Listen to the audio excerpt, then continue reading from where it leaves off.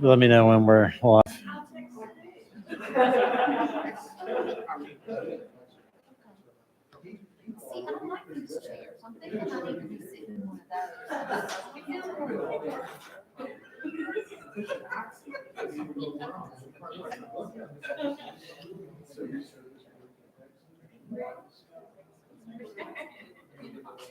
Are we streaming?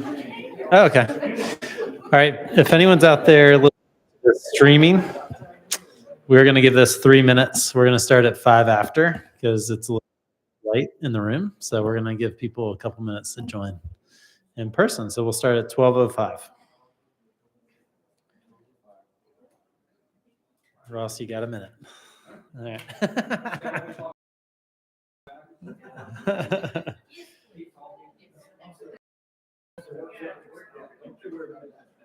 I'll start waiting for the heads to start popping. Okay.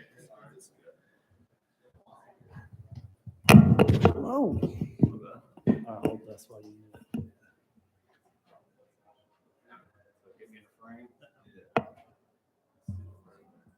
it. Picture? Is that better? No, you are. Okay.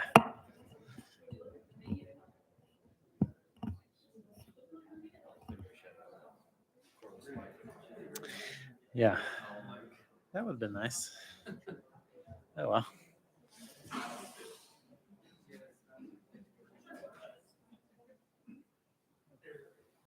We're good. We're good. Don't need any dog.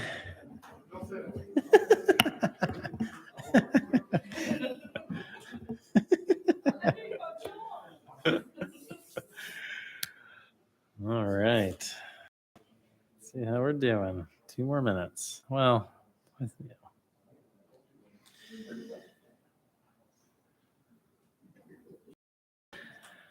right. While we're waiting for y'all who are here, we will take live questions. I hope you'll raise your hands. But if you don't want to raise your hands, you can text questions to the number over there. We'll get them like we did during some of the all hands meetings too. So we can do it that way.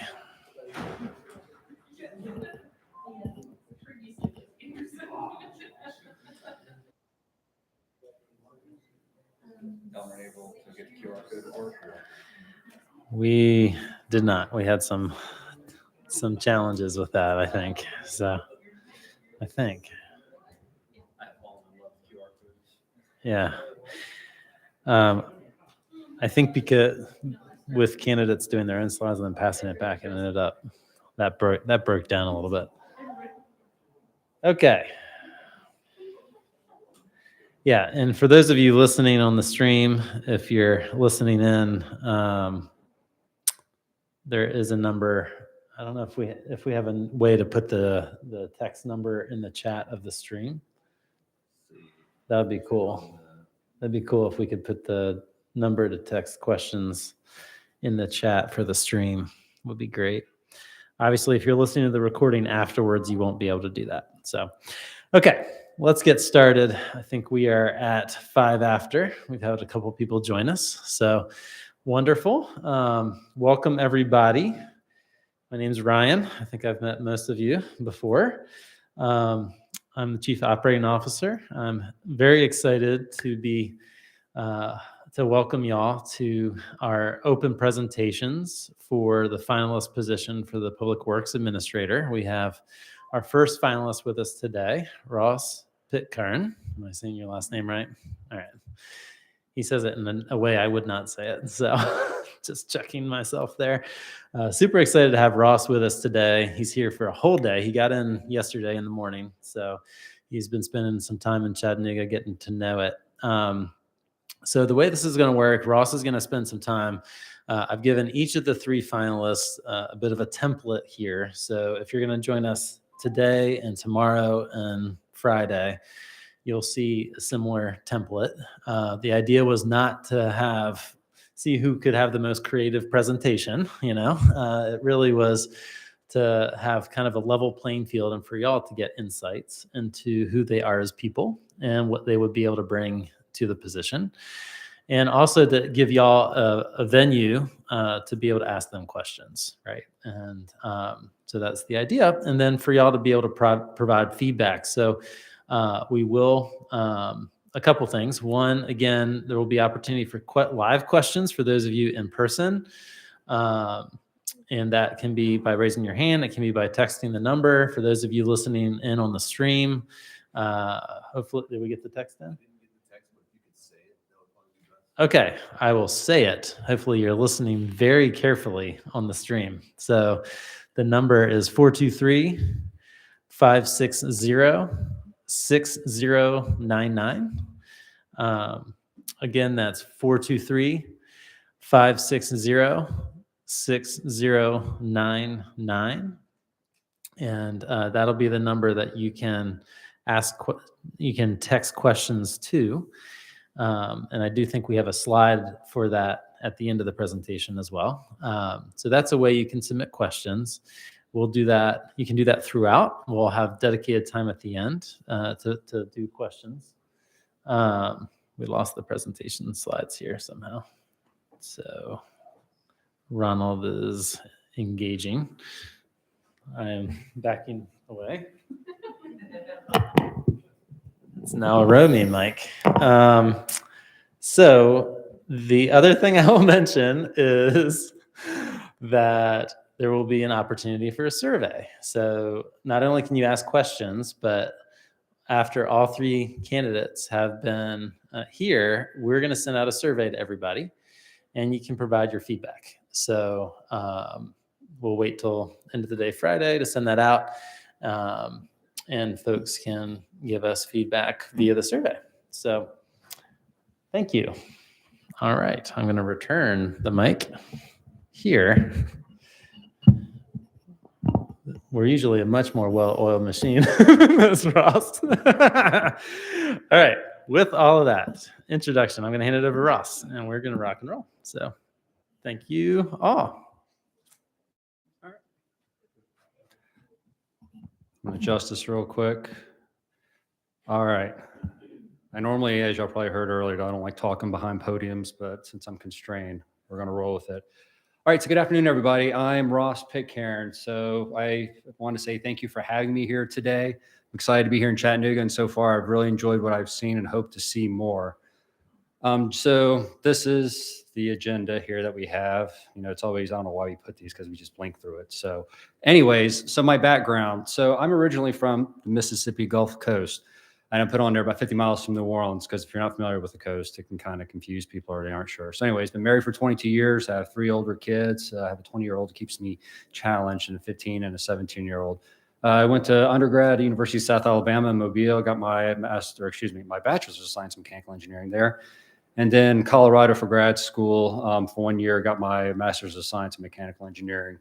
And of course, there's the things I like doing if time ever allows. So my first job, I mean, you know, it's like, how low do I go? You know, all growing up, you know, I cut grass, I did this and did that. But really my first true job ever was, we had a family company and we did HVAC maintenance. And so I kind of grew up in the business of customer service, and I enjoyed it. I started when I was really young, probably 5 or 6, but really started learning the trade when I was about 13. And I did that for most of my high school time during the summers and evenings and stuff like that.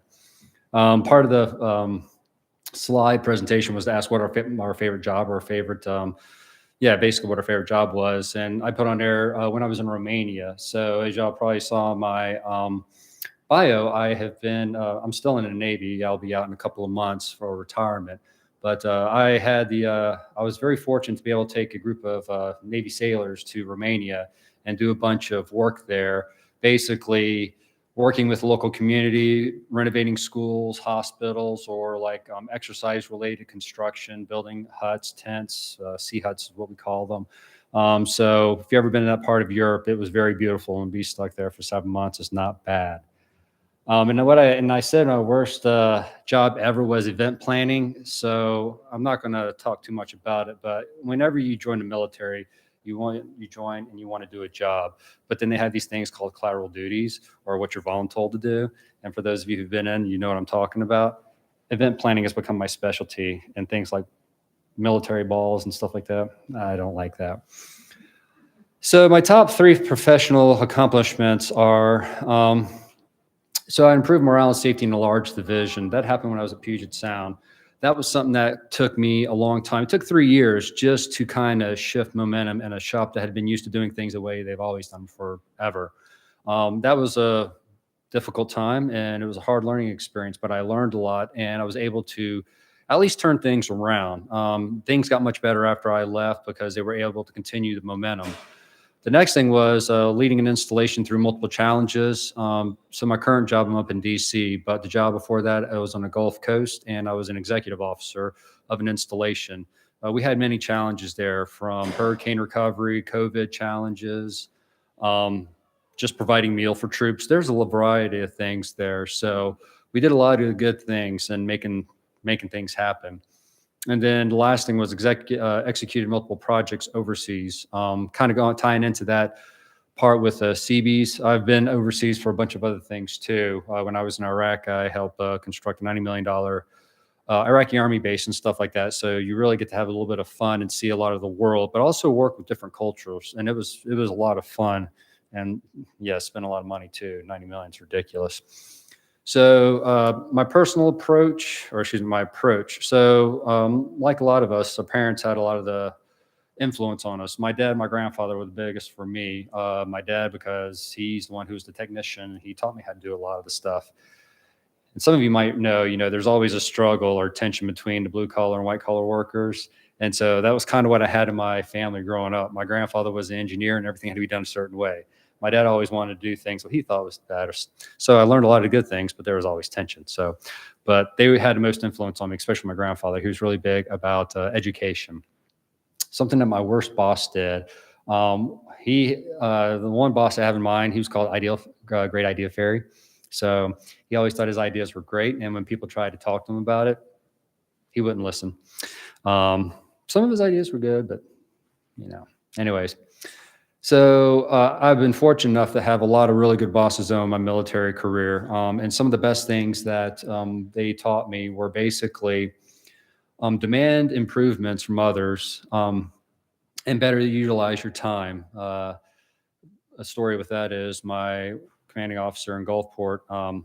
He used to work as a flag aide. So, working for an admiral, pretty intense. And you really learn how to utilize a schedule.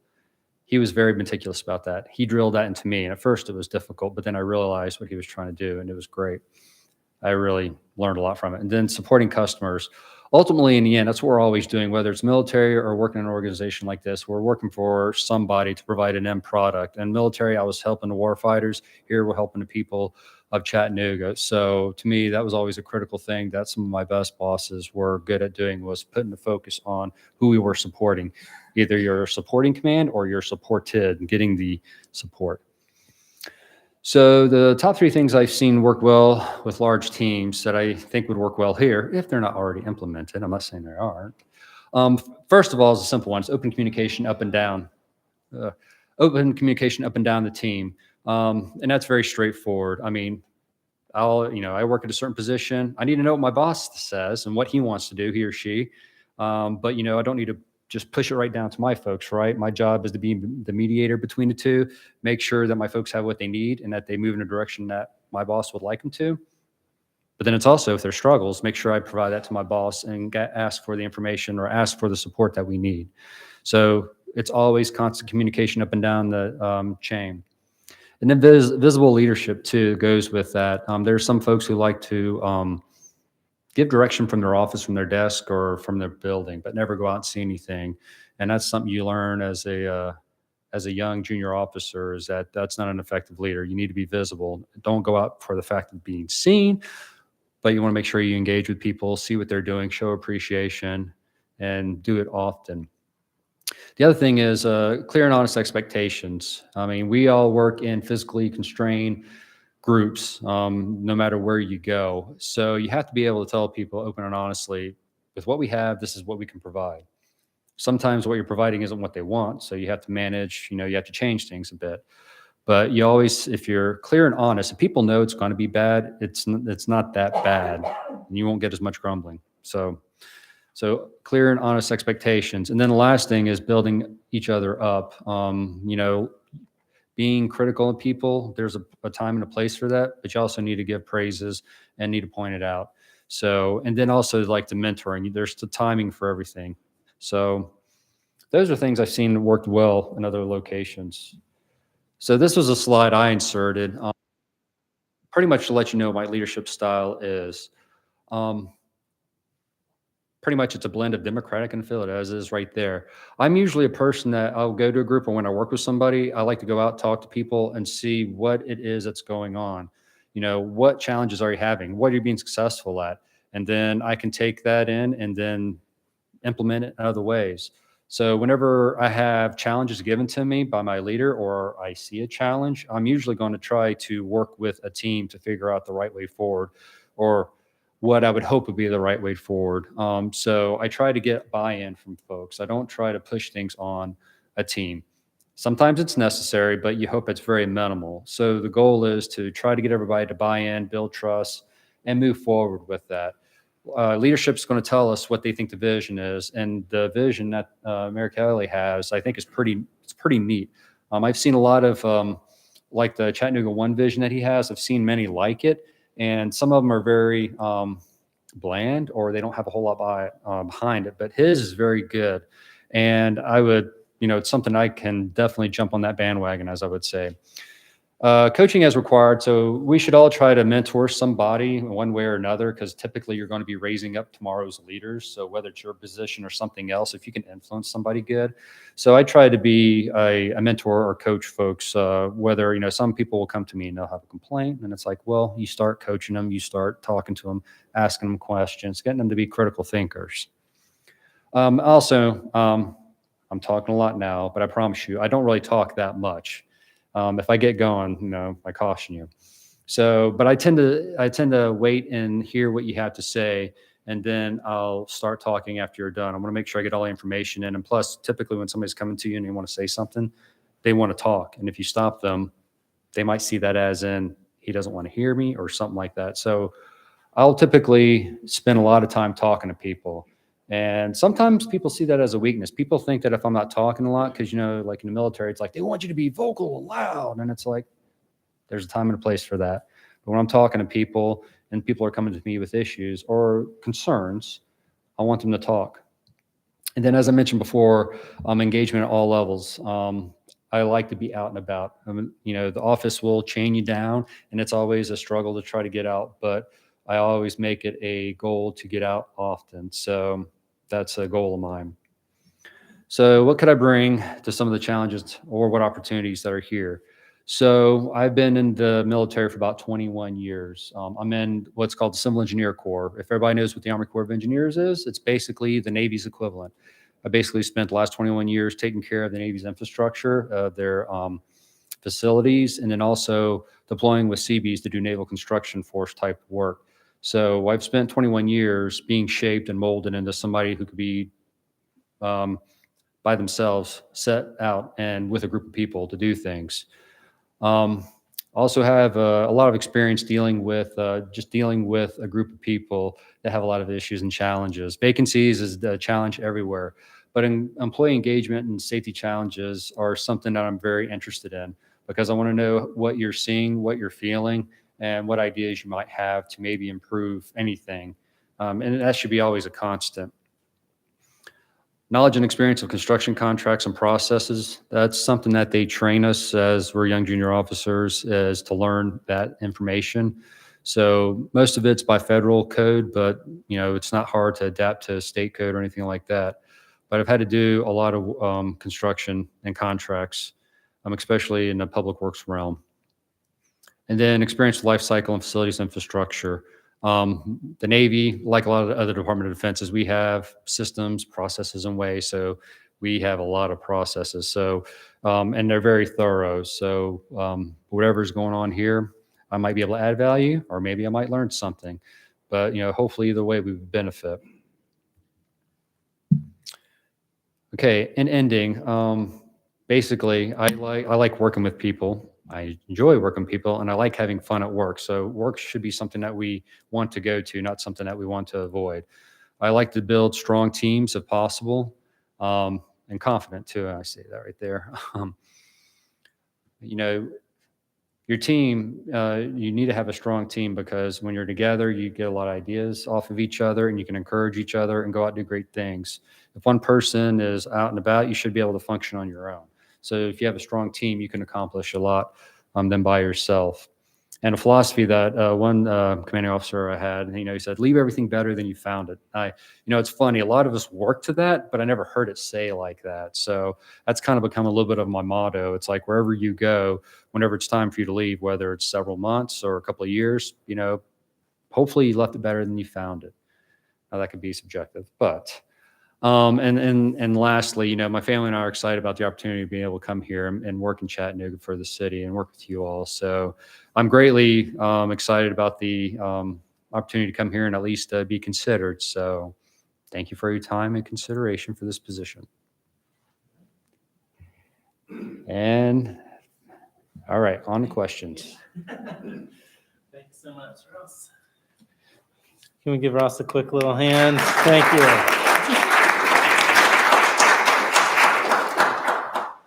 All right. Thank y'all. Let's start with live questions. I am locked out. Sorry. We'll start with live questions first. Any live questions? Yeah, Maria. So in your experience, you mentioned that you had dealings with infrastructure. I'm curious what your role is in dealing with the infrastructure. Are you reviewing design? Were you contract managing? Were you overseeing the whole process? And I'll re-say the questions for the people streaming, and then if you can answer into the mic. So Maria's question was, what was Ross's role with some of those infrastructure projects in the past? So Ross, if you could answer.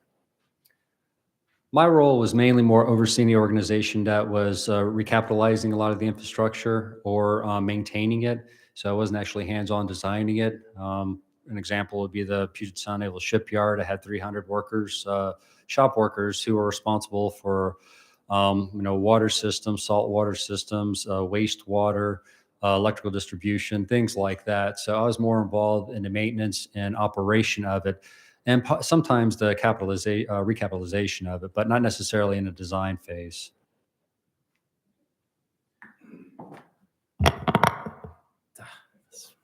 Lovely mic. Okay. Other live questions? Yeah, Elizabeth. So without reciting the job description, what do you think this job is about? What do you think this job is about? Reciting it. Well, I haven't memorized it yet. I'm going to go back up to these questions. Okay. So people can, yeah. Go ahead. Okay. So what do I think this job entails? So basically my job is to work with Ryan and the mayor and then get their vision and basically let you all know what the expectation is, manage it, and then make sure that you all have what you need to accomplish your jobs. So that could be anything from the trash pickup to making sure the permitting is taking place. Because I shouldn't have to get down into the weeds of how things operate or manage. If I get this position and I come down and I'll talk to all of the division heads and figure out what they do and how I can help. Because I would think that most people know their job fairly well. But anyways, I'm digressing a bit. So pretty much kind of what I was mentioning earlier, be the mediator between leadership and the department. That would be my overall job, to kind of say it simply. Yeah.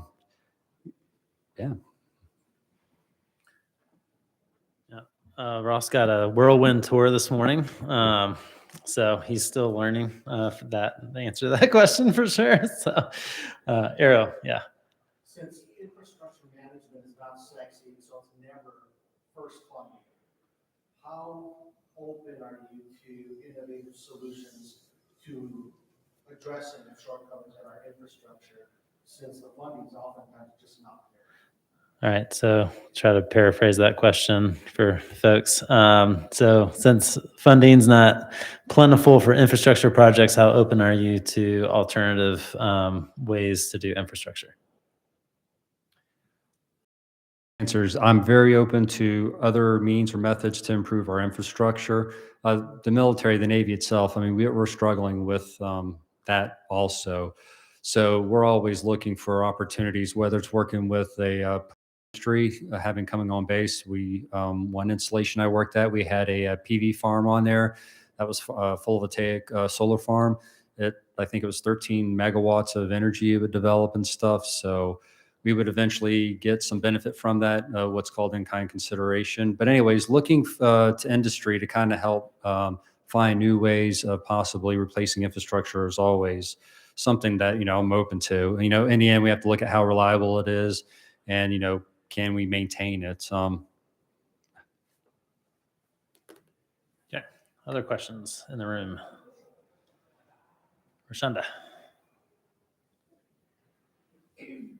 So, diversity, equity, and inclusion, it plays a key role in the success of an organization.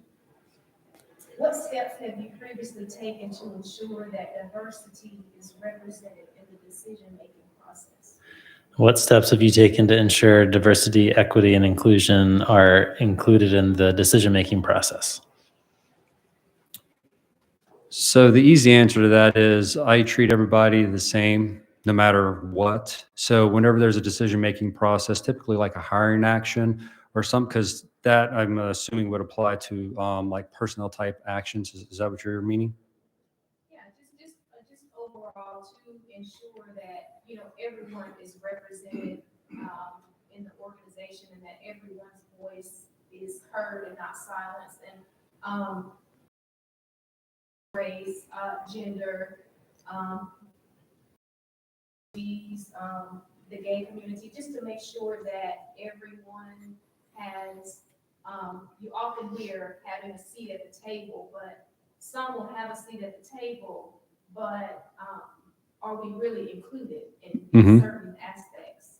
So I'm just curious how you would go about promoting, diversity. So I have a curious story for you. Well, before that, so I have a pretty much an open door policy. Everywhere I've been, I've told folks who, if they want to come talk to me. And over that, I develop relationships with people. They just stop by, say hi, 5-10 minutes, see how they're doing in their daily life.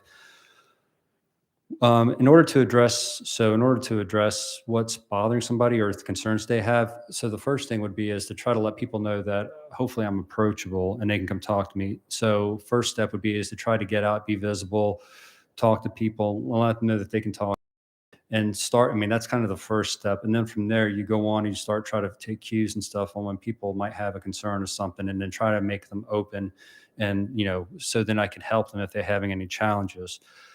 So my story, I won't say, but I was overseeing a group of people, and I had this this person that basically was responsible for doing markings for utilities and stuff like that. The guy was a genius. He was a nuclear guy, and but he was a very talented, unique character, though, just by his jokes and the way he acted. But everybody treated him well, and he was a great person. And he was one of those people that would come by my office every once in a while. We'd have conversation. And one day he just kind of walked into my office and closed the door and just said, well, I'm being recorded, so I don't know if I should say this. But anyway, so he said that basically he was a woman trapped in a man's body. And I laughed at first because we joked before, and I just thought he was having a funny day. And I saw his face, and no, he was serious. And I was like, okay. So I'm like, so he was kind of coming to me to say, what can we do to support this? Whenever you're working in the field he was working in, and I can't give much more information than that. He was concerned, genuinely concerned. He really wanted to work for the shops. He really wanted to do work, but as he wanted to, as what he thought he was. So I worked with him. I worked with our HR. How can we support him? And we got it to where he could leave the shops for a while to do what he would want to do and reintroduce her back to the shops several months later. And in between that time, I worked with HR, and thankfully I had a really good HR at the time. We were able to get some training done, and we brought her back. And I mean, things eventually worked out, but it took time. It took a lot of changing minds. There was some desensitization there. And there were still some people that grumbled a bit, but they moved on. And I think we were able to improve the culture a little bit there. So that's one of those things where it's going to take time, and somebody's going to have to, if it's really bothering them. First of all, I would hope that we're all very open. I mean, we're adults, if people want to be whatever, that's fine. But, you shouldn't treat them any differently. So, and but if we need to kind of help that conversation, then we need to start. So I know I didn't directly answer your question, but, All right. Other questions in the room? All right. I only have one that came in here.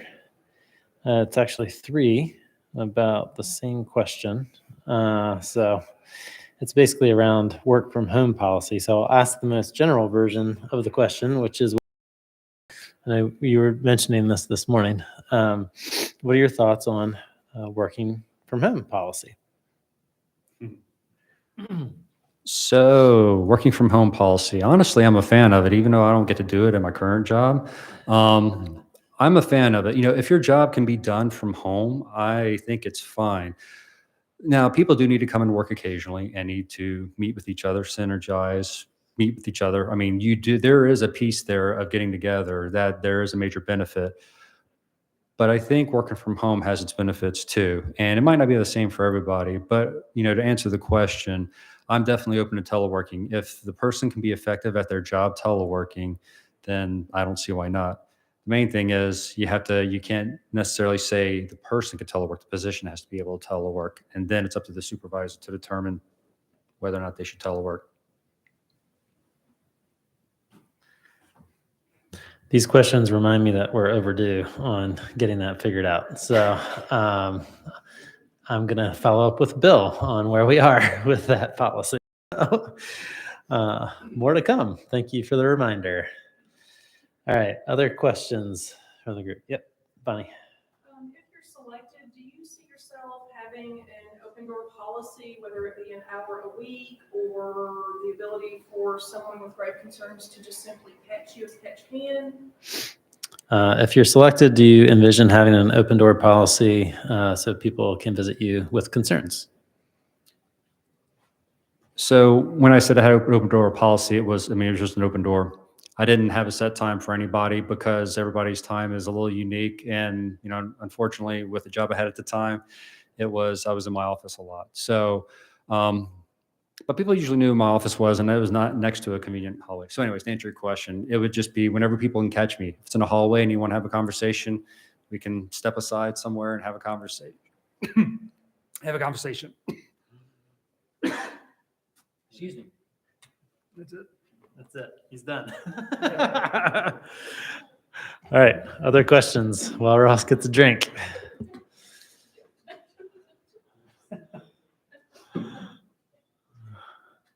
All right. Not seeing anything else coming in. We're good. Well, we will hang out here. We have some time until 1 o'clock. So we're just going to hang out and do meet and greet time. If y'all want to hang around and just visit, that'd be great. I know Ross would love to. I know he got to meet with some of y'all before we got started. So if you just want to catch up, that'd be great. And we can close out the streaming. So thanks, everybody. Appreciate it.